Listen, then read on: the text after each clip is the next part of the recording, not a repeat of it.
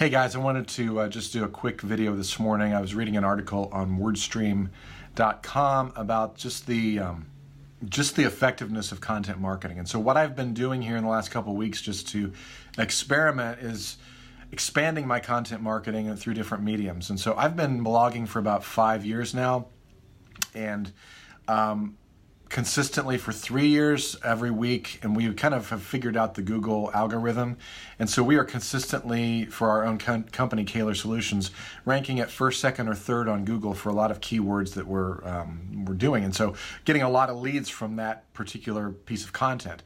With the video, I'm finding that we can also get a lot more leads through LinkedIn and through some of our other content. So what I would challenge you as school marketers is to figure out how you can develop content that answers the questions that people have. And so, one thing that this WordStream article has, and I'll have a link for you later, is it's incredibly cost effective. It's 62% less and generates 3 times the volume of leads.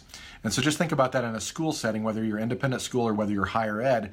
The idea that you could be generating a lot more leads into your funnel for a lot less cost is what you need to be thinking about. And again, it's going to vary different rates depending on your audience. And so your audience, whether it's mothers for independent schools or whether it's Generation Z or millennials or other things for grad programs, you're going to need to be where they are, providing the content that they need and that they're looking for.